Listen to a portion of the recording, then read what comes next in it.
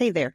Before we jump into today's episode, we want to thank you for tuning into Unapologetically First Gen. This is the podcast where two sisters share what it's like to grow up as first-generation immigrants, everything from the hilarious moments to the heartfelt ones. Each week, we'll bring you personal stories, honest conversations, and amazing guest interviews that celebrate the first-gen experience. So if you love laughing, learning, and feeling connected, you're in the right place. Don't forget to subscribe, leave a review, and share the podcast with your friends. It really helps us grow.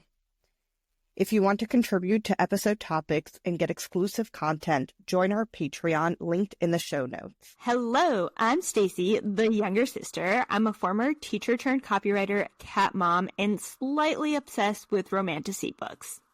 And I'm Lesley, the older one, operations expert, home baker, mom to 2 kids, and a bunny. Welcome back to another episode of Unapologetically First Gen. Today, we are going to continue the conversation we started last week and talking about the hustle mentality, aka first gen overachiever syndrome.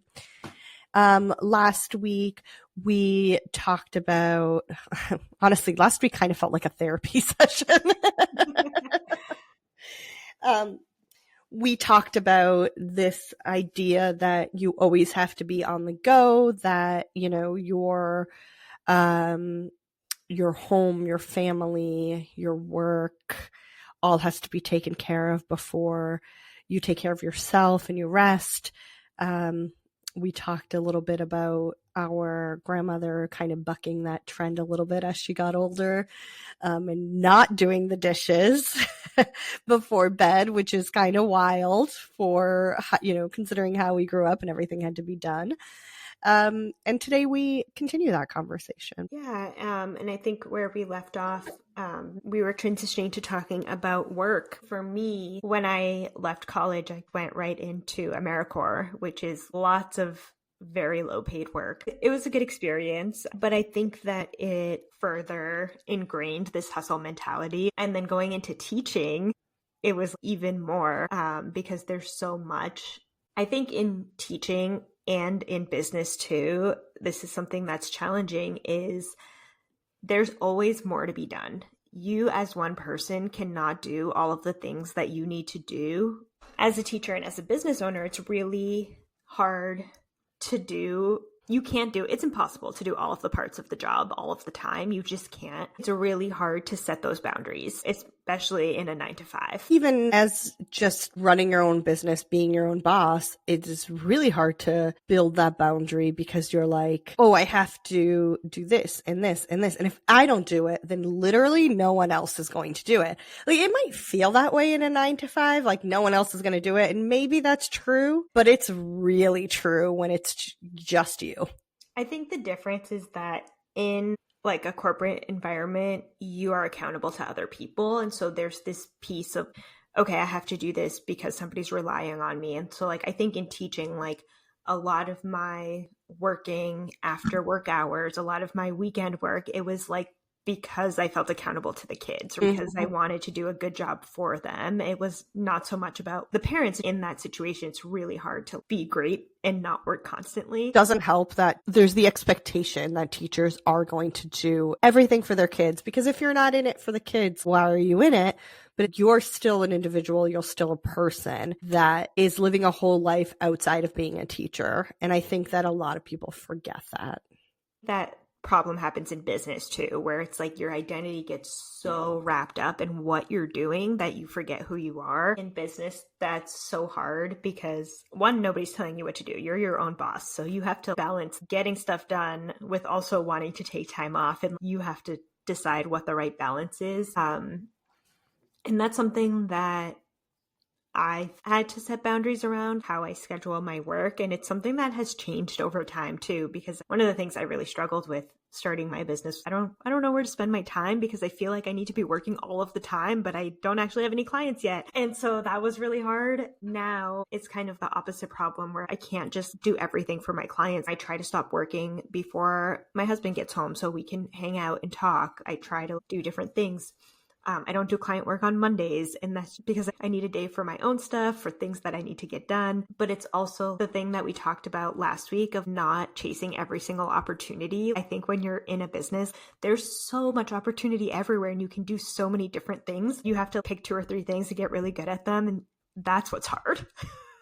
Yeah, it's this idea that you have to be the best version of yourself. But I think the asterisk that we miss is you don't have to be everything to everybody all the time.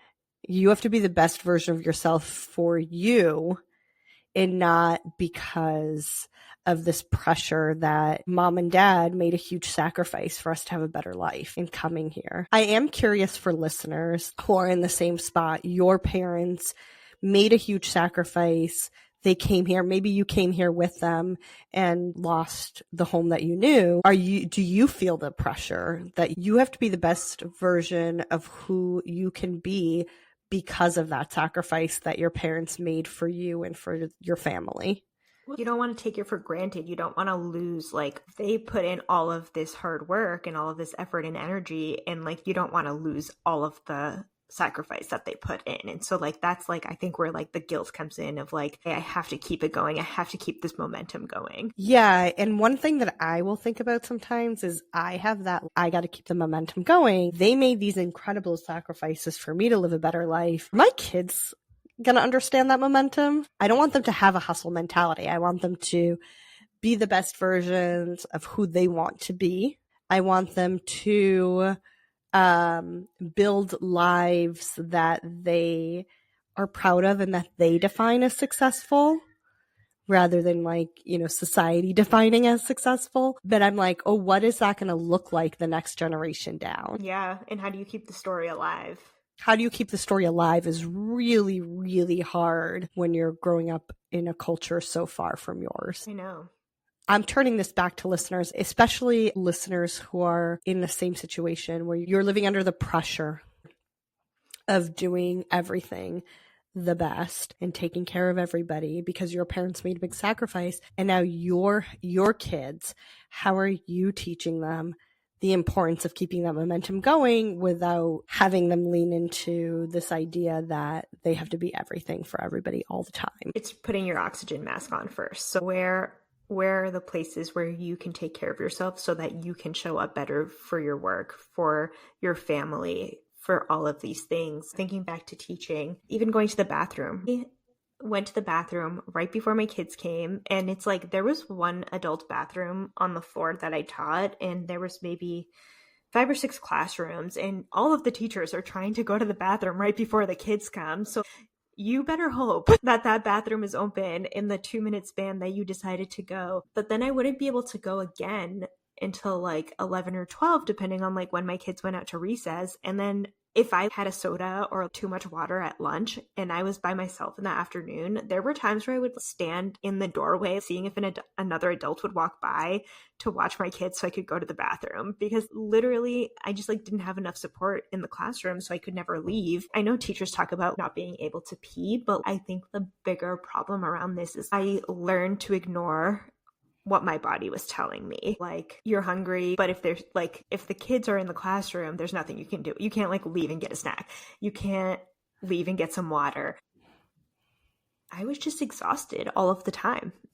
By the end of me teaching, I would go to work and then come home and sleep. I was just so exhausted. And I wasn't listening to my body. I wasn't listening what it was trying to tell me. I have 2 thoughts here. One is, for everybody who's listening, this is not a story just about Stacy. This is all teachers. So please be supportive of the teachers in your community, your kids' teachers, and understand that like this is a reality that teachers are dealing with, which is ridiculous, because if I work in an office job and I have to go to the bathroom, I can just go to the bathroom. I don't have to ask an adult to step in. My second thought is that this idea of ignoring the signals your body's telling you are not just you being a teacher thing, because like I do that. I will literally have to pee, but being like, oh my God, actually, I have a great example of that. I have pockets of time that I work because of just being a mom. I have childcare 2 of those days. My husband's home 2 days a week, and then 3 days the kids are with me. The 3 days that they're with me, I'm working sort of pockets. My husband's doing bath time with the kids. The kid that's not in the bath is busy playing with trucks or something. I will get my laptop out and try to work as quickly as possible, get as much done. If I'm like, oh, I have to pee, or like, oh, I really need some water, I will ignore that because my time is so finite. And I'm finding that that also translates to days when I have 8 hours to work. I'll be like, oh, I have so many things that I need to do. I have so many ways in which I can improve myself or our situation. I need to do it all. And that means ignoring that I'm hungry, or ignoring that I'm thirsty, or ignoring biological needs. I really struggled when I first started my business with this. This is something I talked about in therapy for like over a year, of like how to create this balance. And I actually even just recently moved my office into a different room so that it's more separate from the rest of the house. Added bonus, we get to see your cats. Yes, they are not in here right now, but I know. I was like, they were earlier though. They were in the earlier episode. A few things of like not going straight from bed to the office. Like I purposely create a buffer, and I can do whatever I want in that buffer except work.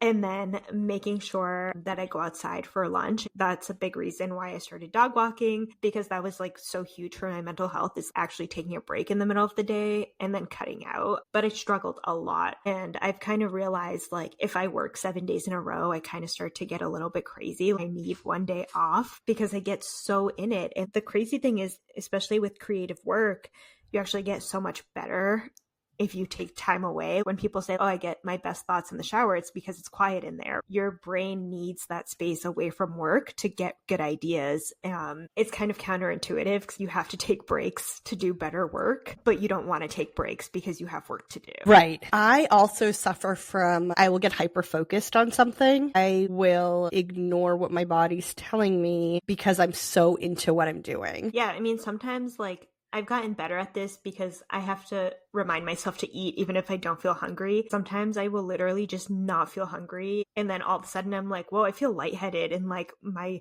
blood sugar's low. And I'm like, why do I feel like this? Oh, I haven't eaten anything. Because I've been so focused on like doing whatever I'm doing. I have to like remember to eat. Yeah, I totally get that. I need to get in a groove, and the groove needs to include breaks to eat, breaks to get water, breaks to stretch my legs. Mm-hmm. Especially now that the weather's getting nice out, I need to be like, I'm going to work until this time and then I'm going for a walk. And that's something I struggle with, the like pulling away, because it's so hard. The to-do list feels so long. And the idea of I shouldn't rest until it's all done is still embedded in me. Yeah. How do you like know when something is enough and when you've put in enough work? Right. That's something I definitely struggle with. It's a work in progress. It will be something that I think I'm going to continuously have to learn, reflect, and improve on as time goes on. I feel like that's going to be a lifelong lesson of undoing things. And I have the added bonus of trying to unlearn that so that I don't accidentally teach it to the next generation. And I think it's one of those things too that is going to look different at different points in your life. Right. Yeah, because when I had a 9 to 5, the boundary was I'm not working late. I'm done at 5. I'm leaving at 5. I'm going to go have dinner with my family. But that boundary is blurred now because I don't have 9 to 5. I have 10 to 2, and then 3 to 5, and then 7 to 7:30, and then 9 to whenever I crash. So it's a very different. It makes the boundary a lot harder to draw. Right. The other thing I don't want to pass down, and it's something that I have had to unlearn, is perfectionism. Ooh, that's a good one. Because I think that's also part of this overachiever mentality. And I've definitely been held back from trying new things because I've been like, well, I'm not going to be good at it, so I don't want to try it. Nobody's good at the thing right away. Nobody's good at something their first try. Or I should say maybe some people are. That's very rare. But this trying new things and not being good at it is really hard for me. And I think part of that's just because stuff did come easy for a long time, so I didn't actually have to develop those skills. But this idea of presenting polished results has been something that I think has been ingrained. Yeah, we were praised on results. We're praised on final deliverables. We're praised on everything that's like your homework. You're praised on doing it. You're not praised on trying. You're not praised on getting it wrong. You're not praised on making mistakes. And so like, that's the way that you teach that. You teach that like, it's okay to make mistakes, and mistakes are actually great. One of the teaching strategies I would use sometimes is talking about my favorite mistake that I saw and just like normalizing it. Everybody makes mistakes. Our brains are all learning and growing, and they change, and you need to do things over and over again to really make that pathway in your brain work. I also struggle with it, even though I could teach the lesson. I notice it when I'm playing piano, where like I'll play something for the first time, and like if it feels too hard, I'm just like, well, I don't want to do this. To practice something that's like so hard that it's going to take me like a few weeks to learn is like really challenging. I want that satisfaction of getting it right away. When we grew up, it was practice makes perfect, but that's now changed to practice makes progress. Oh, like that. I like that a lot. Sometimes I will do something for the first time and then have to tell myself practice makes progress. And the perfect example of this is I'm not a good artist. I'm a horrible artist. No, don't say that. Well, let me finish. Explain that, please. Let me finish my thought, because it's gonna become reframed. I've always felt that I'm not a good artist. I wouldn't try because I would be like, well, I'm not a good artist, so like I don't want to do it, and I'd be very embarrassed by my work. So I forced myself to take a watering color class. It's virtual. It's a recorded course. So I do it at my own pace. One thing that I have really loved that came out of it is that my kids are super into painting now, because I'll get out the watercolors and then they want to paint too. So then we'll get out their watercolors and all that stuff. One thing that was really challenging for me is that my husband is an artist, and he's a really good artist. So when I'm drawing like a janky looking coffee cup, I'm like, this is terrible.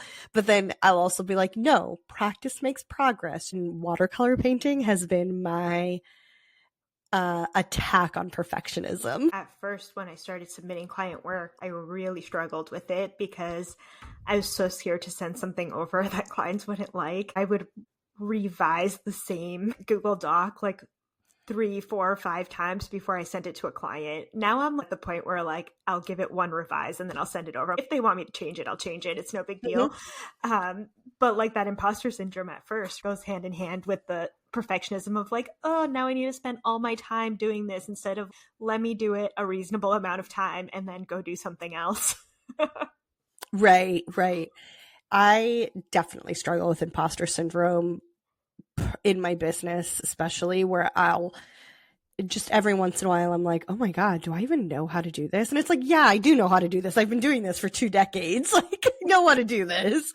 But you just get in your head. And sometimes I'll see someone who does similar work and I'm like, wow, they really have it together. It's almost that idea of perfectionism comes in, and I'm like, I don't have it together. I'm clearly not as good as them, but it's like, they're not showing me their thinking process. They're showing me a polished, finished thing. There's a whole side of business and life, I would say, that people don't show on social media. Right. Yeah. Like my kids always look clean and happy and pristine. And I was like, what you're not seeing is that the little one, my 1.5-year-old, knows how to tantrum like the best of them. And you're not seeing the days where everybody has big feelings. Yeah, that's why I use social media for my business, but I very rarely, I never go on my personal account. And if you message me on Facebook Messenger, know that it's going to take 7 to 10 business days for me to get back to you, because that's how often I check it. The key is to message both of us on Facebook Messenger, because then I will text Stacy to be like, so-and-so wants to know when you're available. I know. Or just it's probably the best way if you actually want to talk to me.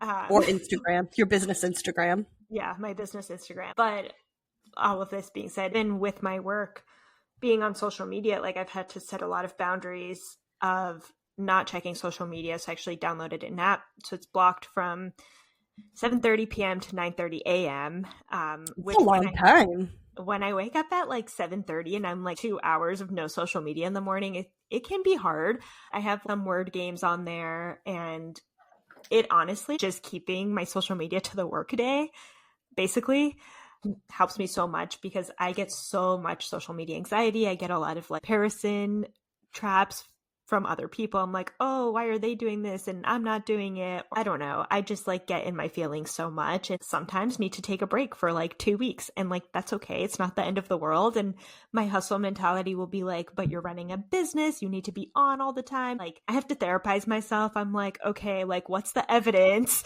that my business is not burning to the ground just because I'm not going on Instagram for the next 2 days? You feel like your business is going to burn to the ground because you're not doing something for a short amount of time, please reach out to me. That's Streamline with Lesley on Instagram and Threads, because my whole shtick is your business should be able to survive for a short time without you. And it's so funny because I think sometimes it's so hard to set these boundaries, with family, with clients, because you want to do a good job. You want to make people happy. You maybe have some people-pleasing tendencies. I feel like you were looking directly at me when you said I was more talking about myself. Oh, yeah, I know. So it's hard. It's hard to be like, to push back against like, hey, you have to work hard all the time. You have to make everybody happy. You have to be perfect all of the time. To like, hey, I'm just a human and I'm doing the best that I can. And hey, maybe this week I can be really present with my family, but then that means that I have to work, all day, a different day, so that I can get all my client work done. And so finding that balance, finding that something that's sustainable for you, for the people in your life, like that's where the tricky thing is of unlearning all of this hustle mentality. Right. We still see that really pushing yourself beyond healthy boundaries in our family a lot. Well, especially the older generation, we'll see like so-and-so is really sick, or so-and-so's partner's in the hospital. And you're like, okay, well, why are they at work? Like, why are they going to work? Why is their house still guest ready? I'm not knocking that. I'm just saying there's a mentality that they have that they don't need to have, that they really need to prioritize, how do I take care of myself? How do I keep my glass full? They need to prioritize, how do I keep my glass full so that I can take care of everything else? They had to do it that way for a long time.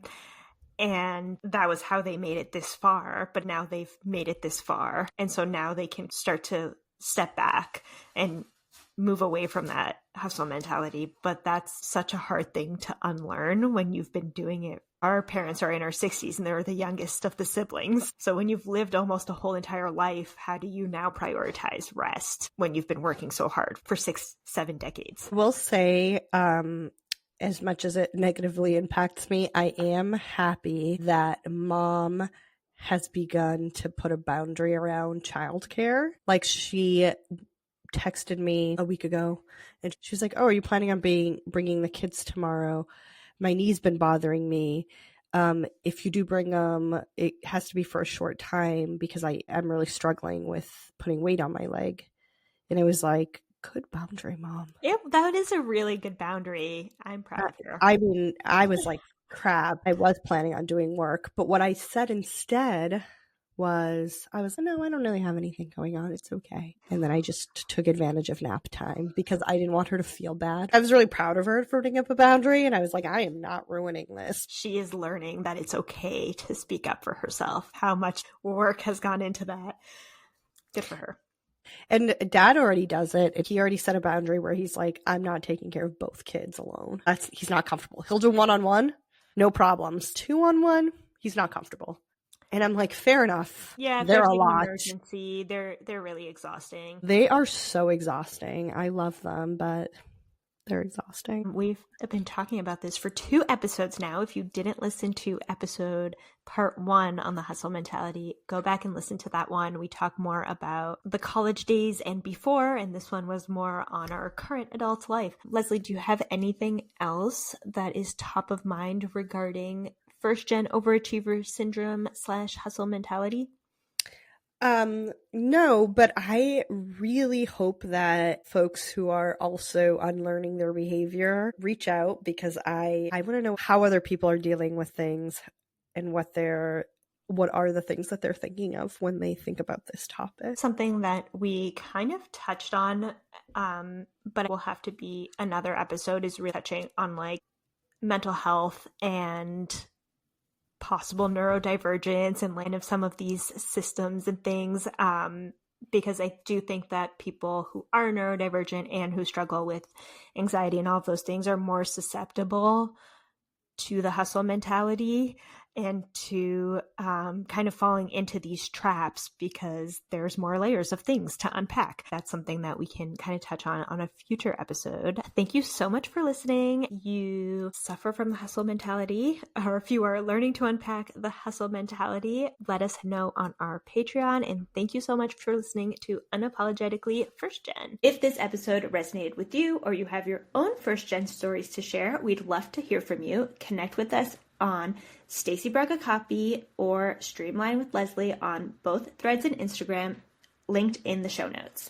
And don't forget to subscribe, leave us a review, and share the podcast with someone who'd love it. Until next time, keep embracing your roots and making your own path.